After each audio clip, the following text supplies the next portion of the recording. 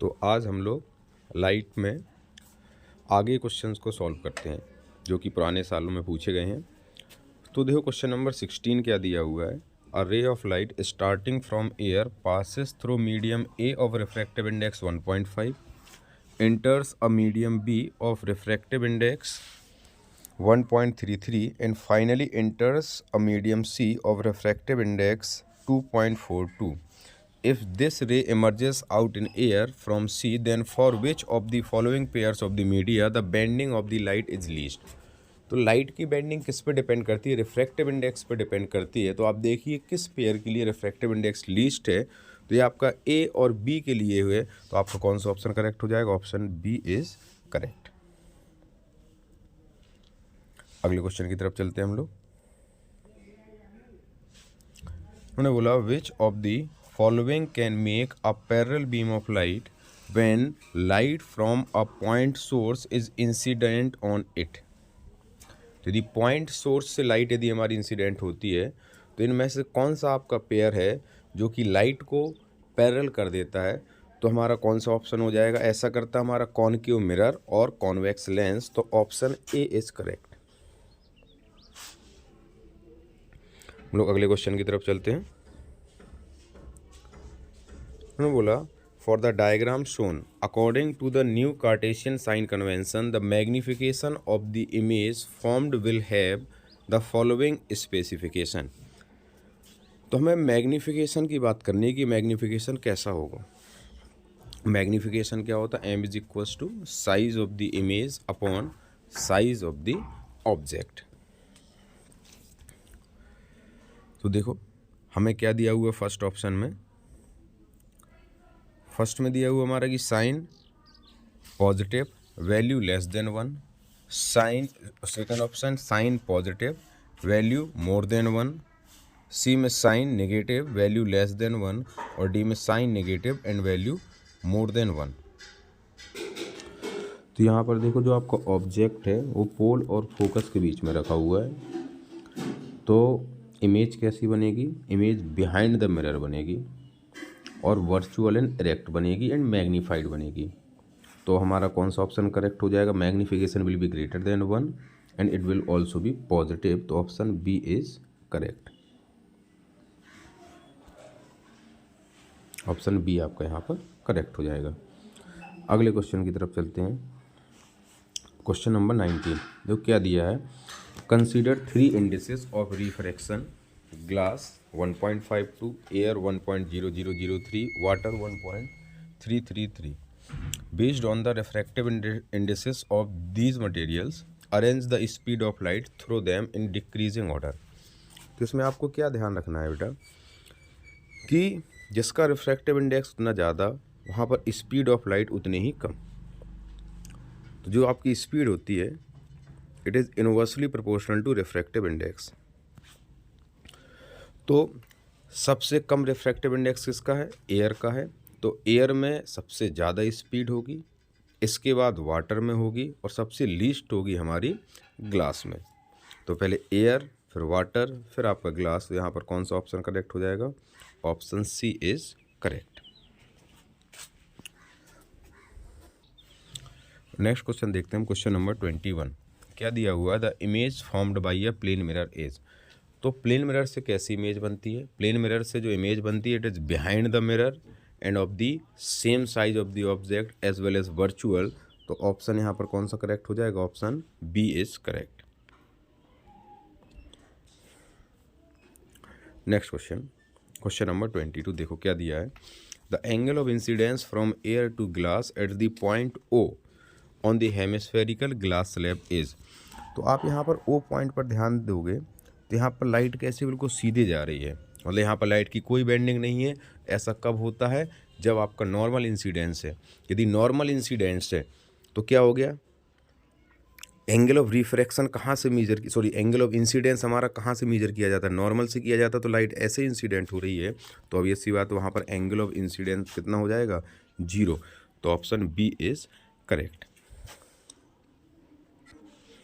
अब देखो next question क्या दिया है कि which of the following ray diagram is correct for the ray of light incident on a concave mirror as shown in figure. अब देखो रे ऑफ लाइट कैसी है आपकी, parallel to the principal axis है, तो आफ्टर रिफ्लेक्शन ये कहाँ से पास होनी चाहिए, फोकस से पास होनी चाहिए। तो देखते हैं ऐसा किस ऑप्शन में है। ऑप्शन ए में नहीं है, तो ऑप्शन ए हमारा इनकरेक्ट है। ऑप्शन बी में देखोगे आप तो कहाँ से पास हो रहा है, ऑप्शन बी में जो आपका पास हो रहा है वो हमारा सेंटर ऑफ कर्वेचर से पास हो रहा है, तो आपका ये ऑप्शन भी करेक्ट नहीं होगा। ऑप्शन सी में आपको वापस वहीं पर आ जा रहा है, तो ये भी आपका गलत हो गया। ऐसा हमारा किस ऑप्शन में हो रहा है, ऑप्शन डी में हो रहा है, तो इसलिए हमारा कौन सा आंसर होगा, option D is correct. Next question देखो, इन्होंने बोला if the power of a lens is -4 dioptre then it means the lens is a. तो देखो पावर का फॉर्मूला क्या होता है, तो power is actually equals to 1/f। यहाँ पर फोकल लेंथ यदि हम मीटर में लें और सेंटीमीटर में लेते हैं तो यही फॉर्मूला हमारा क्या होता है, 100/f। यहाँ पर फोकल लेंथ को हम सेंटीमीटर में रख सकते हैं। पावर यदि नेगेटिव है तो नेगेटिव किसके लिए होता है हमारा, कॉनकेव के लिए, और पॉजिटिव किसके लिए होता है, कॉन्वेक्स लेंस के लिए। तो यहाँ से फोकल लेंथ निकालें तो फोकल लेंथ कितना हो जाएगा, 100/4, तो इट इज़ 25। तो हमारा एक कैसा लेंस होगा, ये आपका कॉनकेव लेंस होगा जिसकी फोकल लेंथ 25 सेंटीमीटर होगी। तो कौन सा ऑप्शन सही है हमारा, option C is correct.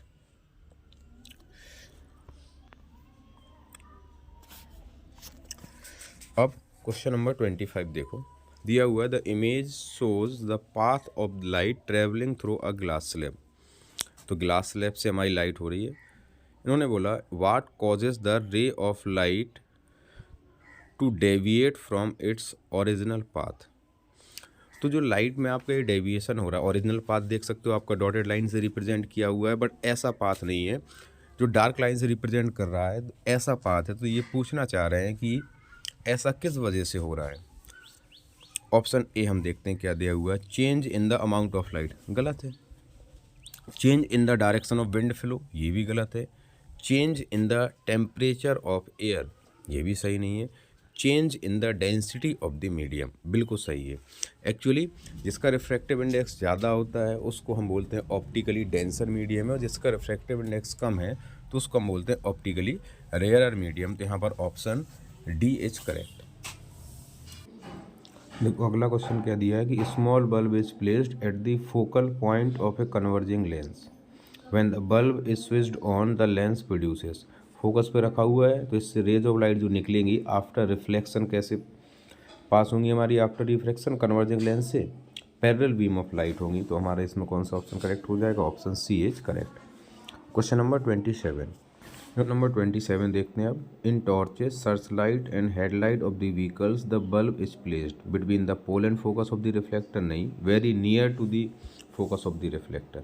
Option B यहाँ पर करेक्ट है। ऐसा क्यों करते हैं, जिससे कि parallel beam of light produce हो, इससे क्या होगा आपका लॉन्ग डिस्टेंस तक हम ऑब्जेक्ट को देख पाएंगे। अगला क्वेश्चन देखते हैं, क्वेश्चन नंबर 28। इन्होंने बोला you are given water, mustard oil, glycerine and kerosene. In which of these media a ray of light incident obliquely at some angle would be bend most? पहले भी एक ऐसा क्वेश्चन हम देख चुके हैं कि जिसमें रिफ्रैक्टिव इंडेक्स ज़्यादा होगा उसमें ही बेंडिंग सबसे ज़्यादा होगी। तो रिफ्रैक्टिव इंडेक्स सबसे ज़्यादा किसका, ग्लिसरीन का है, तो इसलिए इसमें सबसे ज़्यादा बेंडिंग होगी।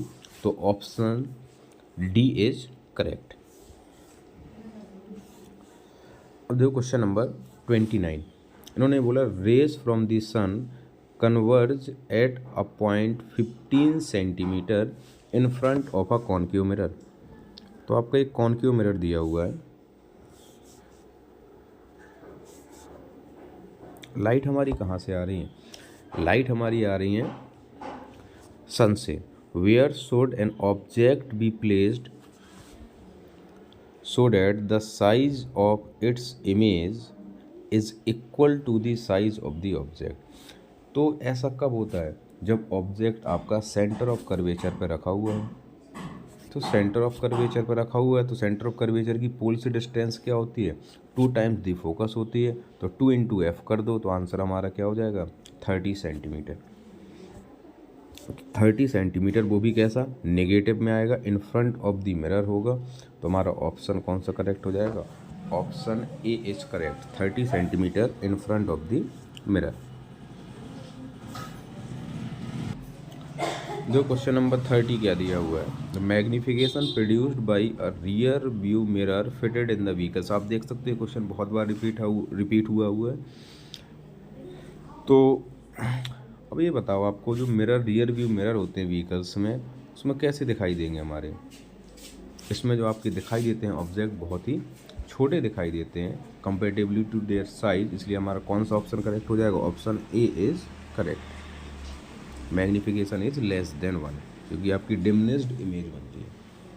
अगला क्वेश्चन देखो, यहाँ पर क्या गिवन है कि you are provided 4 convex lenses of focal length 10 centimetre, 20, 30, 40, which out of the 4 lenses will converge the light most and least.